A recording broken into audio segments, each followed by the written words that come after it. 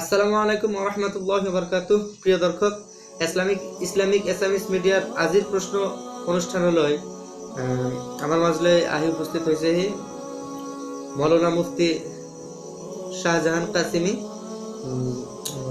দামাত বরকাতুহুম, মুআল্লিম জামিয়া তালিমুল বানাত মাদ্রাসা কাওয়াটিয়া বিজনি থেকে। তোলে আজির প্রশ্ন হল রোজা সম্পর্কে। 2-3 মাহৰ গৰ্ভবতী মহিলা এজনীয়ে তাৰ বাচ্চা যদি নষ্ট হয়ে যায় আৰ যদি তেজ নাহে, তো সেই ক্ষেত্ৰত সেই মহিলাজনীৰ ওপৰত নামাজ ৰোজা এই ক্ষেত্ৰত সেই মহিলাজনীৰ ওপৰত ৰোজা ফৰজ হবনে নাই বা মহিলাজনী ৰোজা আদায় কৰিব পাৰিবনে নাই?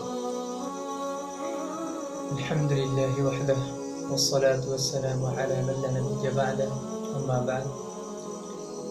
আপুনি যেটো প্ৰশ্ন কৰিছে মাশাআল্লাহ বহুত ভাল প্ৰশ্ন। আজিকালি আমাৰ মাজত বস্তুটো হৈ থাকে আৰু মানুহে এই বস্তুৰ পৰা মানুহৰ অজ্ঞ নাই, জানকাৰী নাই। বহু মানুহে এই বস্তুৰ পৰা হেৰি থাকে মাশাআল্লাহ বহুত আপুনি মাশাআল্লাহ আপুনি যেটো প্ৰশ্ন আনিছে বহুত ভাল। মাশাআল্লাহ আপোনাক ধন্যবাদ দিওঁ যে আপোনাকে যেটো আপুনি প্ৰশ্ন কৰিছে, যদি 2-3 মাহৰ গৰ্ভৱতী মহিলাৰ যদি বাচ্চাটো মানে নষ্ট হৈ যায় বা পৰি যায় কোনোভাবে বা যেটো শরীয়ত মতে মানে যেটো পেলাই দিয়ে, আসলে পেলাই দিয়া বাচ্চা হত্যার আসলে পেলাই দিয়াটো কি জায়েজ নাকি? এখানে একটা প্রশ্ন।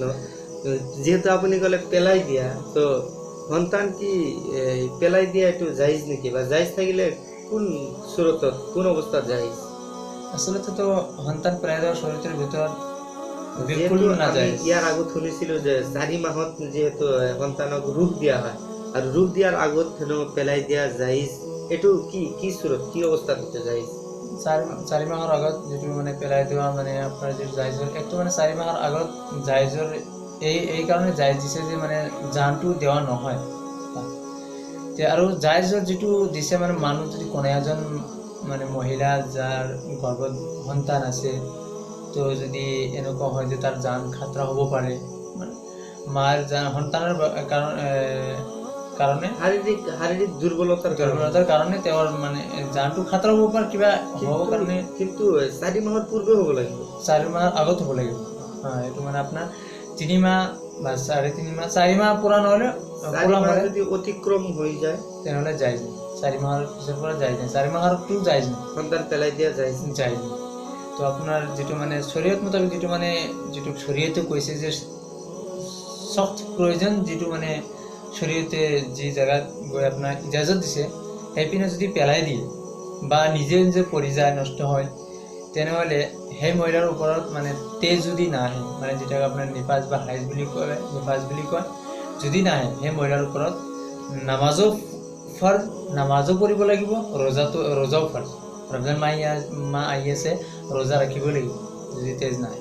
এইটো কিতাব ফাতোয়া কাশ্মিয়া 11 নম্বৰ খণ্ডৰ 394 নম্বৰ পৃষ্ঠাত হযৰত মাওলানা শব্বিৰ আহমদ আল কাসমি দামাত বৰকাতুহু আলিয়া এনেধৰণে এই কথাটো ভালদৰে তেওঁ লিখিছে আৰু হাৱালা দিছে। তাতে আৰু কিতাবৰ আৰবী কিতাবৰ হাসিয়া হিদায়াৰ হাসিয়া যেটো এই হাসিয়াৰ হাৱালা দিছে 1 নম্বৰ খণ্ডৰ 70 নম্বৰ পৃষ্ঠা আৰু হাসিয়া নম্বৰ হল 4, তাত এইটো মানে হাৱালা দিয়ে তেওঁ তাত লিখিছে খুব ভালদৰে।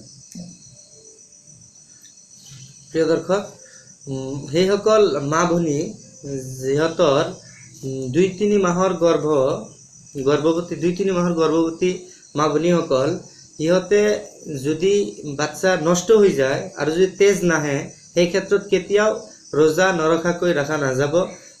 তাইৰ ওপৰত সেইজনীৰ ওপৰত ৰমজান মাহত ফৰজ ৰোজা ৰাখিব লাগিব আৰু তেখেতৰ ওপৰত সেয়া ফৰজ। গতিকে আমি সকলোৱে এই মাসলাটো জানা নাছিলো, ইনশাআল্লাহ আজি জানিলো। আৰু এনেকুৱা যাৰ হয় বা হৈ আছে তেখেত সকলোৱে ইনশাআল্লাহ আমি ৰমজান মাহত ফৰজ ৰোজা ৰাখিম। তাৰিখ কামনাৰে আজি আমাৰ আলোচনা ইয়াতে সামৰণি মাৰিলো। আসসালামু আলাইকুম ওয়া ৰাহমাতুল্লাহি ওয়া বাৰাকাতুহু।